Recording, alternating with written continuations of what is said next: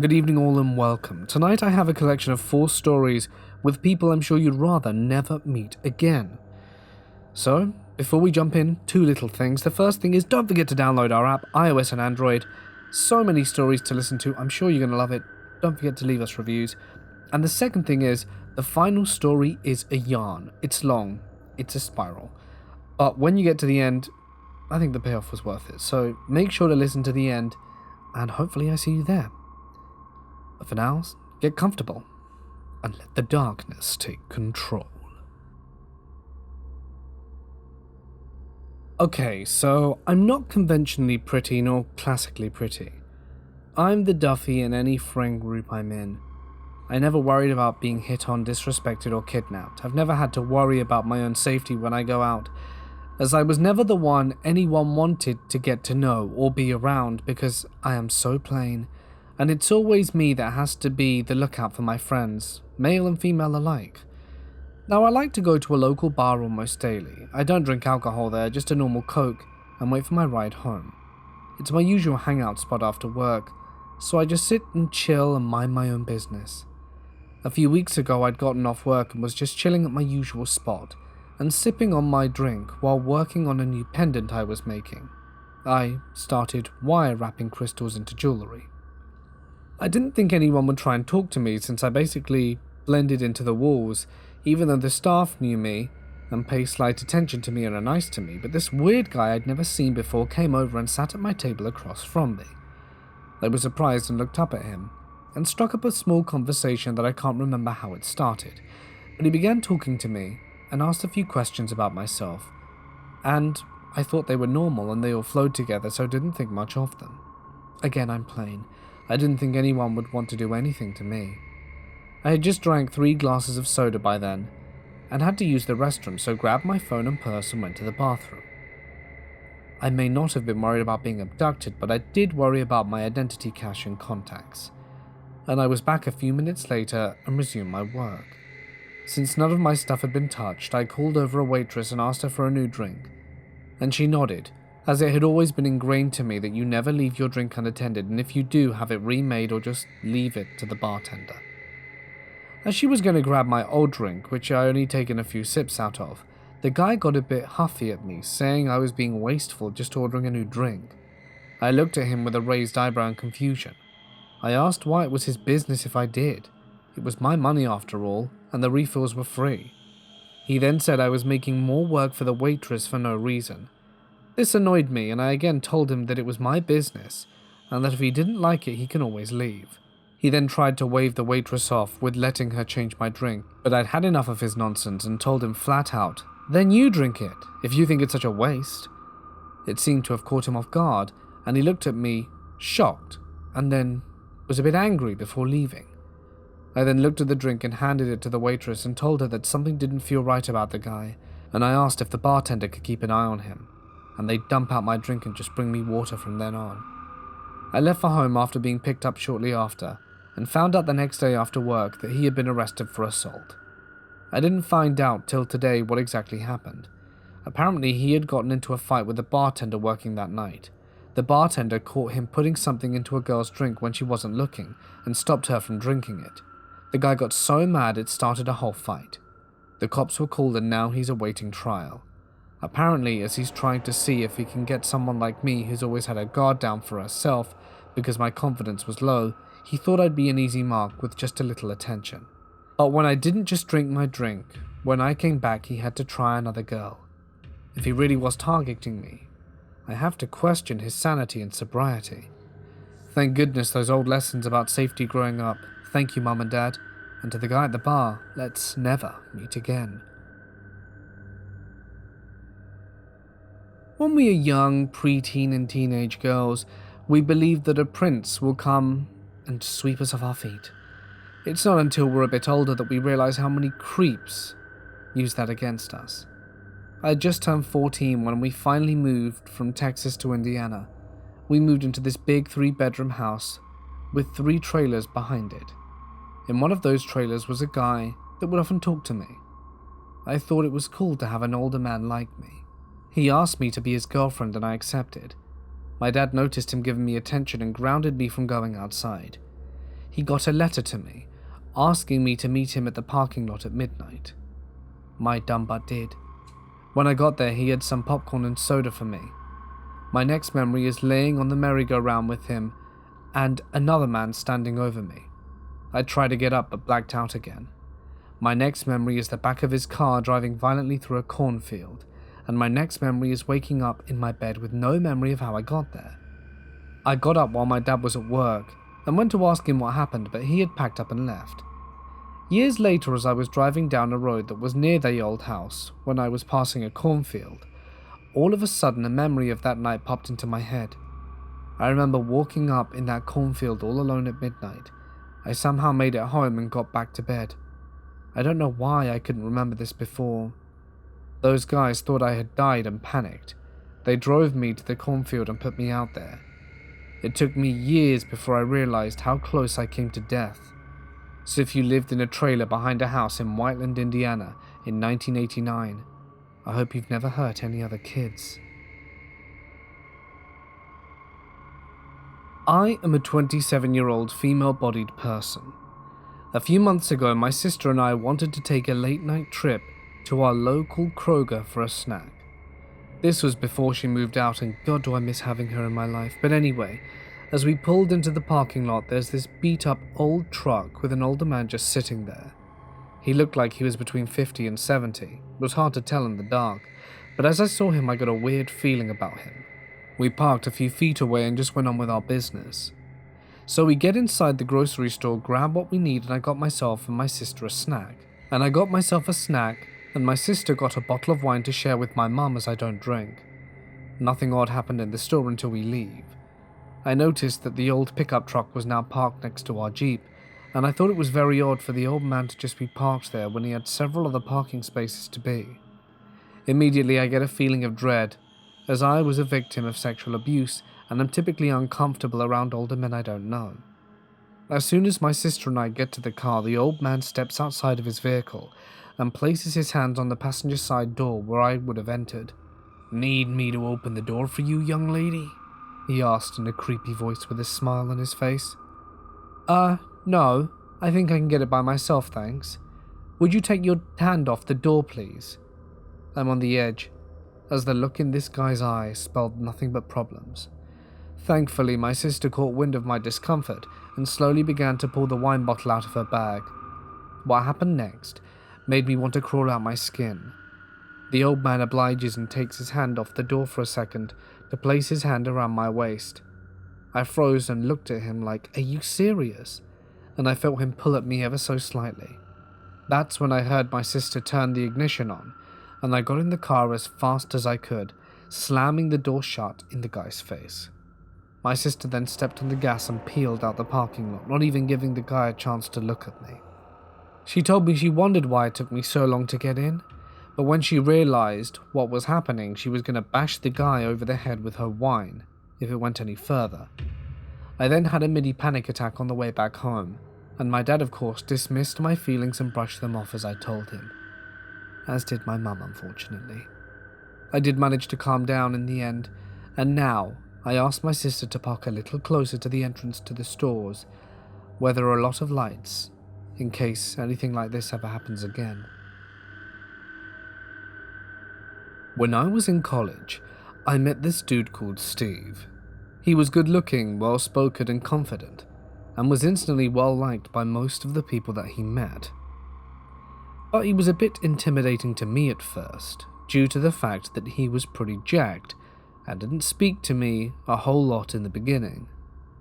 Here I am, an 18 going on 19-year-old fat kid with an inferiority complex that made me act out to get attention.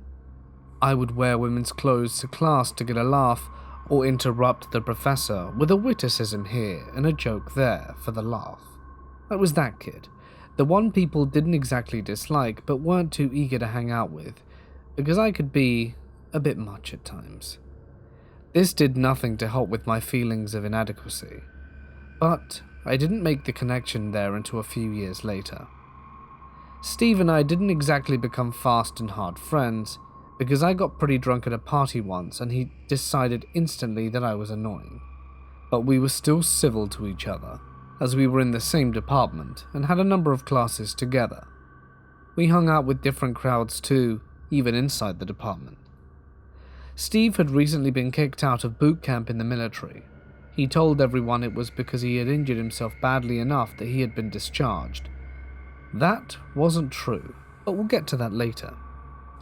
Cut to about 4 months after me first meeting Steve, and I have been invited by a mutual friend Kiri to come to a small get-together at his place, where he incidentally was roommates with Steve.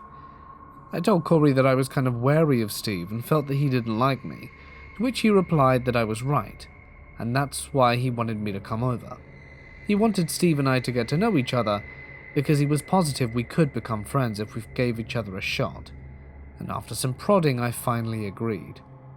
When I arrived at Kiri's house, there were maybe 3 other people from the department there. It seemed like a pretty chill setting. There was some alcohol being passed around, and I drank a small amount, but kept my distance from Steve. After a few hours and quite a few beers, I was starting to feel pretty good. Someone brought out a few joints, and those started getting passed around too. When one of them made its way to me, Steve spoke up. "Don't bother passing to him," he said with a mocking laugh. "He's a goody-goody." I'm not sure exactly why he said that, even though I thought that I may have once mentioned in passing that I'd never done weed before, but regardless of why he said it, it made me mad that he was making fun of me. So I did what any 19-year-old drunk dude would do. I grabbed the joint and took the biggest hit anyone could possibly take. This, for anyone who has ever smoked knows, is a huge mistake for a marijuana virgin, when quality kush is handed to him. After my coughing fit, and the laughter that ensued at my expense, I looked at Steve challengingly, and he just nodded in my direction before resuming in his conversation. Now, no one told me that you shouldn't mix weed and alcohol. Had I stopped there, I would have been fine. However, I continued to drink, which worsened everything that came with being high. By the time I knew I was high, I was starting to get paranoid. I am, or at least was, a bit of a hypochondriac. Dry mouth felt like my tongue was swelling up, and my throat was starting to close. The feeling of almost weightlessness that sometimes accompanies being high made me feel like I wasn't anchored to the floor anymore. The time dilation that you experience with weed made me feel like I was frozen in time, and I began to panic. By this point, everyone else had gone home, and it was just me, Steve, and Kiri. I explained to Kiri that I thought I was allergic to weed because I wasn't feeling right, and oddly enough, Steve explained to me to ask what I was feeling. When I did, he walked me through all of it and calmed me down. Once I was calm, he put a controller in my hand, and we played video games until I sobered up enough to drive. It was honestly really cool of him, and it was the start of one of the best friendships I've ever had, until it became the worst and most abusive relationship I've ever been in. Over the next year or so, Steve and I became really close. I considered him one of my best friends. Being around him was almost like a drug. He just had this way of making you feel like you mattered. I know now that he was a complete sociopath, but you don't really see the signs until it's far too late. He harassed me until I started working out with him, which meant I had more energy and confidence in myself, and got into pretty decent shape. I wasn't ripped, I wasn't even what most people would call fit, but I wasn't the fat kid anymore either. He would come to my house and force me to go out to do stuff. Before I became friends with him, I was kind of a loner and a hermit. We would go to the lake just to dick around or go hiking in the woods or any number of outdoorsy type activities, and for the first time in years I had confidence in myself and was actually quite happy. Enter Lisa, the love of my life, the one who got away, or rather the one that I stupidly dumped twice over a 5-year relationship because I was scared. She's not a huge part of this story, but she plays a role. She had come to my hometown to go to school, and had a boyfriend back home, but we clicked immediately. I know you're wondering, and no, we didn't hook up or anything while she was with him. She made her intentions towards me clear, and I made it clear that nothing would happen while she was dating someone else. She told me she had been considering breaking things off with him, as he was a bit controlling and dickish, and the next day she walked up to me and kissed me full on the mouth, and when I started to push her away, She informed me that they had broken up, and that is how our relationship began. I just would like to let you know that this has nothing to do with Steve, but it was an immensely happy time for my life, and I never would have had the confidence to flirt with Lisa in the first place if it wasn't for Steve. The next year after Lisa and I got together was rather uneventful. I will admit there were some red flags with Steve that I didn't either see or just outright ignored. Looking back on it now, one of the most obvious was that one day I was hanging out with Lisa when Steve showed up. She had always gotten a bad vibe from him, and rightly so. And so when he showed up, she left to go to class 45 minutes early. Watching her walk away, Steve said, "I could take her from you if I wanted." I gave him an incredulous look, slightly panicking that this man who called himself my friend might actually want to, and be able to sway Lisa to date him instead of me. He laughed at my expression and added, "Don't worry, I don't want her. She's a 6 at best, but she's perfect for you. But I prefer my girls a little thinner and much hotter. Just thought you should know that if I wanted to, I could." It should be noted that Lisa was thin, if curvaceous and absolutely gorgeous in a very classical way. I'm now convinced that Steve was actually attracted to her, but he saw himself as the alpha and needed to assert his dominance over me as one of his perceived betas. I'm ashamed to admit that it worked. I did get angry and told him not to talk about my girlfriend in such a gross way, but once he gave a half-hearted apology, I just kind of shrugged it off. The next year, the red flags came up even more, which I chose to ignore. But the first few years weren't really that bad. Steve was starting to show his true colors, but the real horrible stuff was still to come. Also, if you're keeping track, I was at a 2-year college for 3 years. That's just how long it took me to get my associate's degree. That's neither here nor there. Steve started dating one of the freshmen in our department. I heard from others that the relationship was incredibly psychologically abusive on his end, but I kept brushing it off because the girl he was dating hadn't spoken up and Steve was a good guy, right? I mean, I hadn't witnessed it. Other people must have just misinterpreted Steve's unusual sense of humor in a way that painted him in a bad light. I was unaware at the time that of course she wouldn't speak out against him because that's exactly what psychological abuse is. It's gaslighting and insults and ensuring that the victim believes themselves to be absolutely worthless and deserving of the treatment that they receive. During the end of the year departmental party, I proposed to Lisa and she said yes. And when Lisa and I graduated from the college with an associate's degree, we decided to move to a new school together. Despite the fact that our relationship grew stronger than ever without Steve in our lives, a dot that didn't connect due to still being firmly in his psychotic grasp, the college we decided to transfer to was absolute garbage, and after a year there, we decided to transfer again to a better and cheaper school, this time about an hour away. Coincidentally, it was the same school that Steve now attended. That summer, Lisa moved back to her hometown while transitioning between schools, and I ended things with her for the first time over the phone. Shitty, I know. But we were like 5 hours apart, since I had stayed behind to live on campus and work, and neither of us could find the time to visit each other. The only reason I can logically come up with this is that I was scared of the commitment.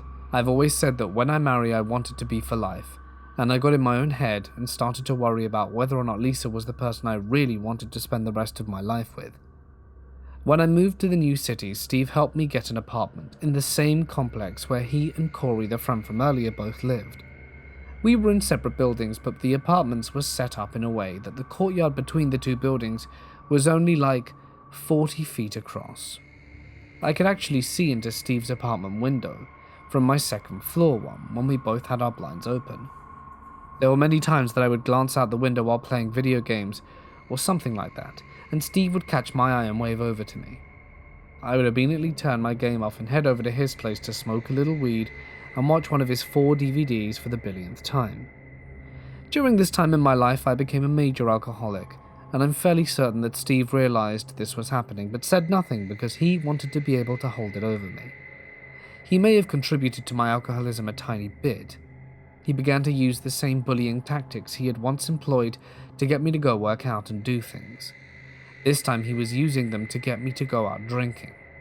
If I told him I had class early the next day or homework that needed doing, he would just wave it off and tell me that we would be back in plenty of time to get it done. We would often stay out till 2 in the morning when the bars closed, or later if he met someone cool and decided that we were going to go to their house to hang out for a bit. If I said I didn't have money, he would promise to pay for me, and at the end of the night, I would get a bill I could barely afford, and he would explain that clearly he meant he would pay for the first couple of rounds, and if I drank more it was my fault. Several times I actually had to have him lend me money, just to pay rent, which further put me in his clutches. I would like to take a brief break and address the elephant in the room. I realized that every single one of the previous mentioned problems stemmed from me. I could have moderated my drinking. I could have told him no when he asked me to go out, and I could have realized sooner that he was never truly going to pay my bar tab, or that we weren't going to be home early. And I do take responsibility for all of these things. But that being said, something you have to understand about Steve is that he would gaslight and make me feel like I was being a bad friend if I told him no, despite having a very valid reason for the refusal. What I'm trying to do by telling you this part is point out that he was never the good friend I thought he was. Or he would have pointed out that I was drinking too much. Would it have stopped me? As I know now from the numerous attempts by another true friend, no, it really wouldn't have. But at least in hindsight, I would be able to say, you know what, Steve tried to stop me drinking. He was a good friend. But back to this story. Some few months after moving into the new city, Steve introduced me to a friend of his from out of town, Jennifer. She was a pretty woman with dyed red hair, styled in a pixie cut, thin, and an athletic build with a gorgeous face. She was honestly every straight man's dream. Not only that, but she was intelligent, funny, quick-witted, and compassionate and kind, and I got a bit of a crush on her, but she was way out of my league. I asked Steve if she was seeing anyone, because at this point I still had some confidence. He told me she wasn't, and asked if I liked her. I said I did, and he assured me that he would try and get a feel for what she thought of me. Cut to a few days later, and Steve is now dating her. This confused the hell out of me because when he introduced us, they kept making jokes about how neither of them were really interested in the other, and they would never work as a couple. I think even back then, I knew he had done his psychological messing stuff to get her to date him, so he could once again assert his dominance over me. I shrugged it off, happy that my friend had found a girl to make him forget that freshman he had been dating a few years back. He had constantly moaned about missing her when she finally got the courage to tell him to go do one night after he called her fat. She was maybe 95 pounds. Over the next few weeks, I started to notice that Jen was looking more and more exhausted and haggard. When I asked if she was okay, she would just smile and assure me that her workloads were just getting with her. We had started to become friends, so I asked her not to hesitate in coming to me if there was anything I could do to help. She thanked me for the gesture, but again said she was fine. I would find out later that Steve was treating her in the same way he had treated his previous girlfriend. She apparently told Steve about my offer for help, thinking it was sweet and that I wanted to help her. And as you may have guessed, Steve flew over the handle. I'd never seen him get so angry. He came to my apartment, banged on the door and almost broke it down, screaming at me to get my two-faced ass out into the hallway so that he could kill me. I didn't know it at the time, but Steve had started taking steroids, which explained, to some extent, his unfound rage. After nearly an hour of him pacing in my living room and threatening me and yelling loud enough to wake the whole damn neighborhood, I was finally able to convince him that my attentions were nothing but friendly towards Jen. Bro code dictated that even if two of them broke it off, I wasn't going to be pursuing her, since she had dated one of my best friends. Once he finally believed that I wasn't trying to stuff his girl like a Thanksgiving turkey, as he put it, it was like a switch flipped. Suddenly we were best friends again, and his earlier rage seemed to have been forgotten, almost as if it had never happened. He dumped Jen shortly after. My guess is that he realized he had no romantic interest in her anymore, and therefore couldn't use his relationship with her to needle me and control me. I only saw her a handful of times after that, but the last time I saw her she looked so much happier. Yet another sign about Steve I didn't see or chose to ignore. About a month later, Lisa and I got back together. She was incredibly distrustful and wary at me at this point, and rightly so. I had broken her heart for no other reason than I was an idiot. Over time, she began to trust me with her emotions again. This was a mistake on her part, and I don't mean that to sound cruel, Perhaps I had picked up a few things from Steve. I know that I was fairly manipulative. I am much more ashamed of that now than I can ever portray in words, and I hate myself for the way I treated her during our second stint as a couple. Lisa was still uncomfortable around Steve and would often leave if we were hanging out. He never seemed to catch on that she didn't want to be around him. Things were made far worse when we went to a house party one night and Steve groped her. Again, I'm incredibly ashamed to admit of what I did when she came to me in tears of rage and disgust and told me what had happened. I'm ashamed because the first thing out of my mouth was, "Steve wouldn't do that. Maybe you misunderstood what was going on." "He smacked my ass and grabbed my chest," she practically yelled at me. "All right, I'll go talk to him." I should have just cut him off right then and there. I should have taken Lisa home. I should have went to knock Steve out. I should have done a whole lot of things. But I've always been a people pleaser, and Steve brought this out of me in the worst way. When I asked him about it, he told me that he had grabbed her waist to get around her in the kitchen as it was crowded, and that he had accidentally brushed past her breast while reaching for a bottle of rum. And I ate that up. I believed him, and I went back to Lisa and conveyed what had just been told to me. After a lot more enraged tears and yelling, she left. Why she just didn't dump my stupid harassment, apologetic, victim-blaming ass right there, I still don't know. And when Steve appeared a few minutes later, and I explained what happened, he put on a faux sympathetic face and said with a chuckle, "Man, screw that girl. Let's find you a hot, drunk girl who wants to give you a BJ." Even though I knew that that was a huge red flag, and that I did not want to do anything with anyone, I still ignored the signs. I didn't cheat, but I ignored the signs, and Lisa didn't speak to me for a week, and she was right to do so. I think she should have never spoken to me again. Things with Steve were a bit strained and we didn't hang out that much. Things with Lisa improved as Steve wasn't around, and we were talking even about moving in together. This would not ever happen, because I was going to break up with her again before long. I didn't know I was going to do it this time, but it was going to happen, and when it did, there were no tears like the last time, there was no pleading like we could make it work. Lisa simply fixed me in a motionless, almost dead gaze and said, "My sister told me not to trust you again.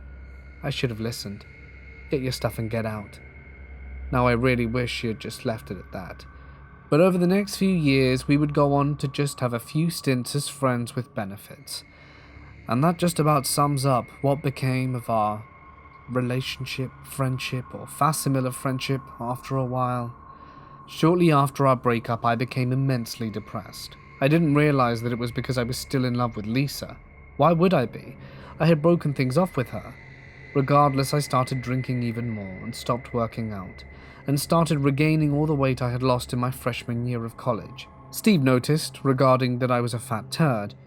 I never really minded it because I was used to my weight being the butt of every other joke. Besides, he always said it with a laugh to let me know that he was only joking. The way good friends always insult each other, right? At the same time, I started hanging out with him again. One day he came to me asking if I wanted to move into a house with him, and I politely declined because I liked living alone, and my rent was relatively cheap for where I lived. He obviously called me some names and got unreasonably angry, saying that I owed him everything. He then screamed at me for half an hour and didn't speak to me for 3 days, but did eventually calm down. He never apologized for his outburst though, and when he moved out, another mutual friend took his apartment after having just gone through a bad breakup of his own, and I started hanging out with his new friend Mark quite a bit, since he lived just across the courtyard and Steve was a few miles away. During this time I met a man through Mark who would go on to become one of my 2 best friends that I had ever met. Enter Nick. Remember the friend from earlier who I said regularly tried to get me to stop drinking? That's Nick. He was and is a man who, for some reason, I never want to disappoint. Even today, being mostly sober, a huge part of what keeps me from drinking is the idea that if Nick ever found out, I would be more ashamed of myself than if I publicly crapped my pants in front of the woman of my dreams. Personally, to me, that's a mark of true friendship, mostly because Nick never asked or expected anything of me. In fact, I think he's a little uncomfortable to be with, but not something I can just turn off. Nick and I hit it off fairly quickly and started hanging out regularly. It was with Nick and his circle of friends, all of whom I now proudly know as my own friends, that a Dungeons & Dragons group was started that lasted for nearly 4 years. Nick plays a bigger, if not huge, part in this story later. Things continued in this way for maybe half a year before I finally decided to take Steve up on his offer and move into the house with him, mostly because money was tight and my bills would go down. His current roommates had moved away for whatever reason, and he had a few vacancies. I took one room, and a friend of his from when he was in boot camp, Greg, took the other. For a while, thinking things were awesome, Steve had apparently become Catholic. He was off the juice. It was like I had my old friend back from the days when we had started becoming chummy.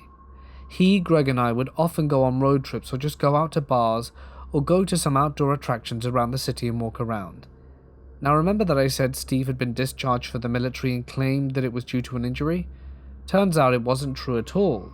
One night while Steve was at work, Greg and I were hanging out with some beers, and somehow the topic came up. "You know, he was just crazy, right?" Greg asked. "What do you mean?" "He got kicked out before he finished boot camp." "Really? He told me he suffered some kind of injury and they had to let him go."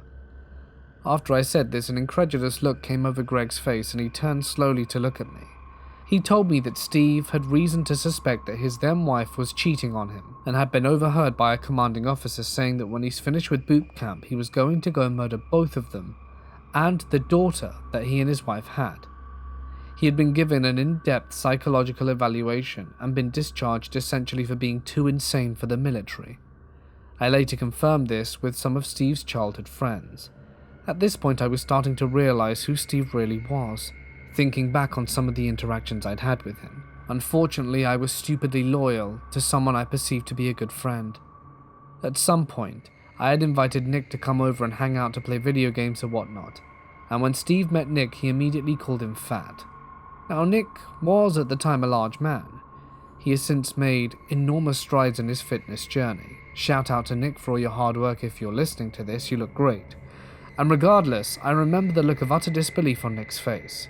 But I defended Steve, saying that that's just how he made friends. If he wasn't calling you names, then it meant he didn't like you, lol. By the way, just as a side point, can we stop that? Treating people like crap is not a way to break the ice, it's terrible. And I'm guilty of doing this in the past, and I hate that I used to do it. Anyway, not relevant. I could tell Nick was skeptical, but he just kind of went with it. I think he kind of resented me for not defending him, but never said so.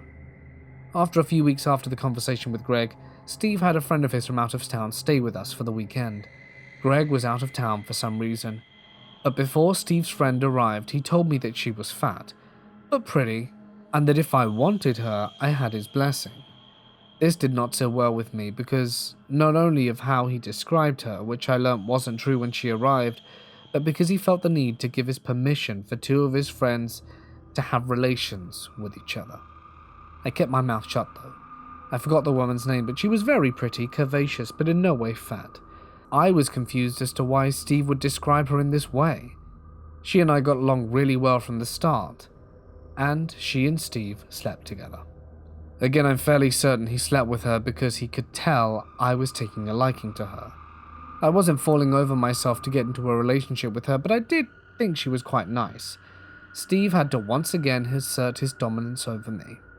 The next day we all had lunch at a local restaurant, and Steve essentially left his friend and myself to drive his car back to the house while he wandered off to do God knows what. I was infuriated that he would do that. Not necessarily the leave us part, but the fact that his friend had come to town specifically to visit him and he just bailed on her with no reason. She and I spent the day watching movies and playing video games, and we talked quite a bit about Steve, as he was our one common link. And a lot of things came to light about Steve. I messaged him multiple times throughout the day asking where he was, and he didn't respond until about midnight. I sent a text telling him it was kind of crappy to just leave his friend with me, as she had come to see him, and the text I got back just read, "Mind your business, fatty, I'll be home when I get home." He finally rolled up around 10 the next morning when his friend was getting ready to leave. He was driving a motorcycle that I'd never seen before. He barely said goodbye to the woman as she was leaving, and when the door closed I rounded on him, asking where he was, feeling myself get angrier by the word. Not that it's any of your business, but I was helping a friend bury a body. He shot back as he walked into his room. I knew instantly that this was a lie. I just had this intuition when it came to Steve. I could almost tell when he was lying, and this one was just so outlandish that I didn't even need to consider it. "No, you weren't," I said under my breath. "What was that, fatty?" he said, coming back to me in the room shirtless, getting in my face. I gently pushed him away from me and he looked utter dumbfounded. He couldn't believe I would ever stand up to him like this. "I said you're lying," I retorted quickly. "But if you want to treat your friends like crap, when they travel 4 hours just to hang out with you for a few days, be my guest." We stood there glaring at each other for a few seconds before he deflated and looked slightly ashamed, which shocked the hell out of me. "I was with a girl I've been dating," he said softly. "So you invited a friend to stay with us," I said, my anger rising again, "and cheated on your girlfriend with her and bailed on us and then lied to me about it? Screw you, douchebag."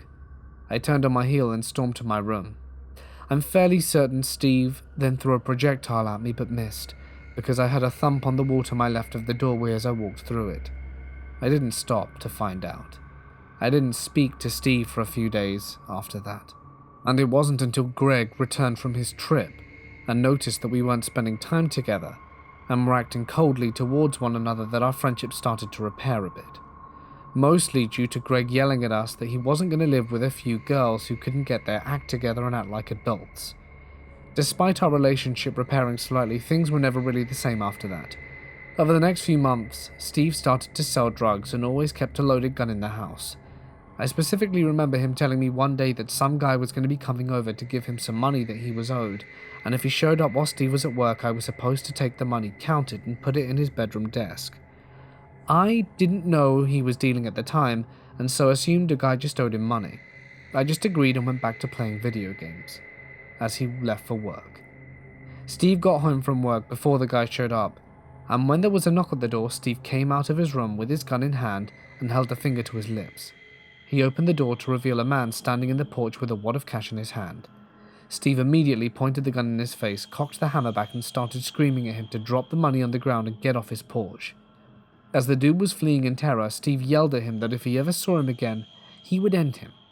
Of course, I was immediately distressed by what I had just witnessed, but I was equally terrified when he turned to me with a huge grin after collecting the money from the porch and closing the door.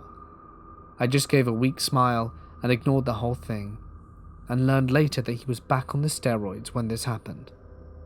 During this time, Steve would regularly come home late at night, 3 sheets to the wind, ranting about one ethnic group or another. The one thing that sticks out in my mind the most was when he stumbled in so drunk that he could barely string together a coherent thought. He was yelling about globalism and how the Chinese were trying to take over the world. He mumbled a string of words I couldn't make out and then shouted, "Pingling," followed by another string of unintelligible and crazy words, and finally, "Screwing our daughters," were the last words that left his lips, and he immediately fell to the floor and began to sob. I had no idea what to do. If I tried to help him, I knew he would get violent towards me. In the end, I did nothing and went to my room. A few weeks after that particularly charming incident, Steve and I got into an argument about something that I can't remember. He stormed off to his room and I thought it was over. I knew from experience that given time and distance he would calm down, but would never apologize. At least the situation would de-escalate, but I was wrong this time. 10 minutes later, he came crashing back into the living room, gun in hand, pointing to my face. He was yelling that if I didn't give him respect, that he may as well kill me. "You're not going to shoot me," I said far more calmly than I felt. Inside, I was crapping my pants, despite the fact I honestly did believe he wasn't going to shoot me. I had been around guns before, but had never had one pointed at me. "Yeah?" he said. "Why do you think that?" "I know it. You're not going to shoot me because I'm one of the few friends you've got left." He seemed to consider this for a moment and finally lowered the gun. His face was still murder incarnate, but at least the gun wasn't pointing at me.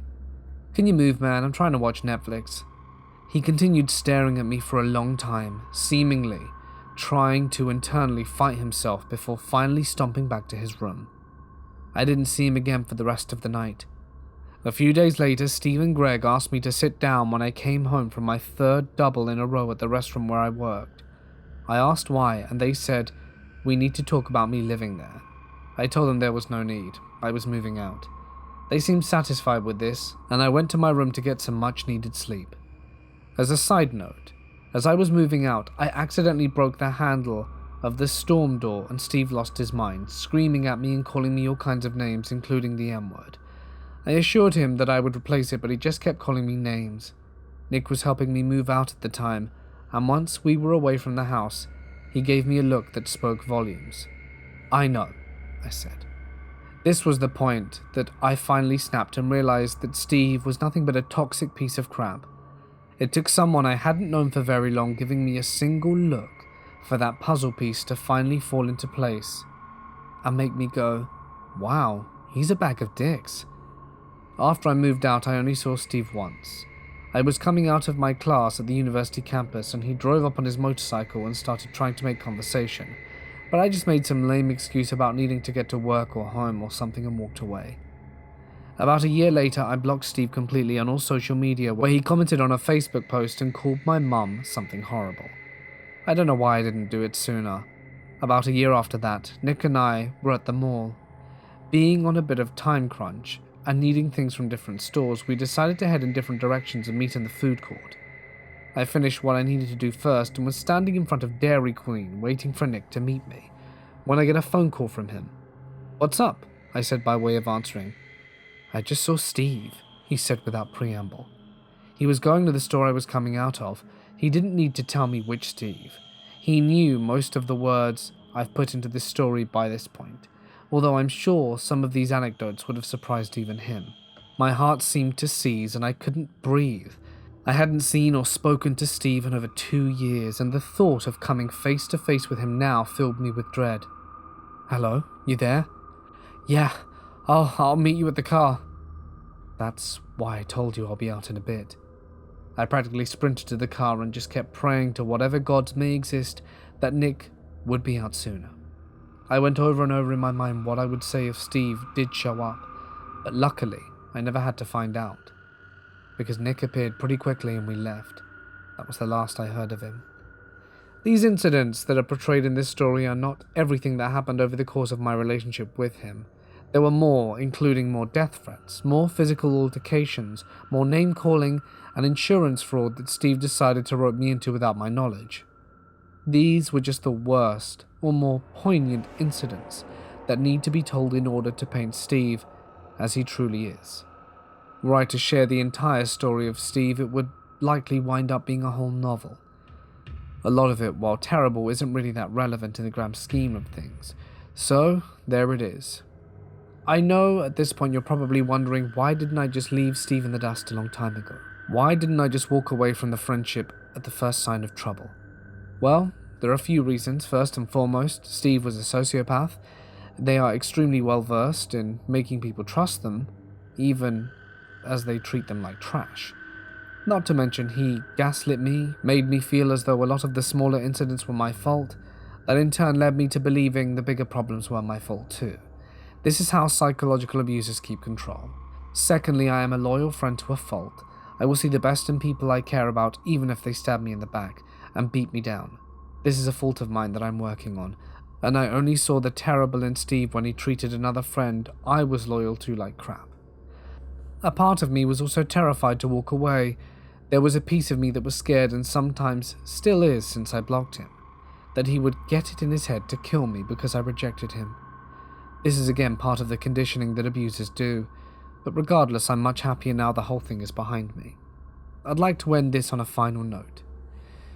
If you're in a relationship of any kind and you start to see red flags, don't ignore them like I did. I explained away a lot of the red flags that Steve was waving proudly, and I regret it to this day. I was lucky and got out of the most toxic friendship I've ever known, with only some psychological trauma and having my confidence shattered. But it could have ended so much worse. If you need help getting out, seek it immediately.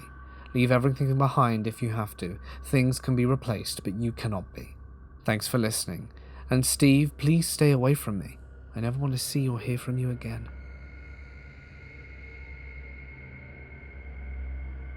Hey guys, well done for making it to the end. And thank you for listening. I hope you enjoyed that really long story. If of course you did, you can let me know in the description. Gosh, Steve really is so toxic. Well, there you go. Just crazy how, you know, things just go ticking along, and it's only until it's too late that you realize, yeah, that he's a bag of dicks, as the writer put it. There you go. If you liked today's video, please be sure to let me know. There will be another video on Sunday, compilation day. What do you guys think about this new schedule? Wednesday, Friday, Sunday? I know, it went from Monday, Wednesday, Friday to Tuesday, Thursday, Saturday. Now just Wednesday, Friday, Sunday. But yeah, I'd love to get your thoughts on this. Because if everyone's happy with the new schedule, then just keep it.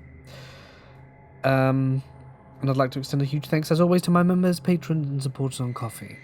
Your support and contributions are immeasurable, and I'm so grateful for your help. Thank you. But for now, I'm going to leave you because I am actually going to go... Well, I'm recording it now, I'll edit it after, but I'm actually going to go see... I can't believe I've forgotten. Back to the Future, the musical. Alright then, guys, I better go. Gotta leave now. I'd have watched it by the time you hear this. So it must have been great. Bye!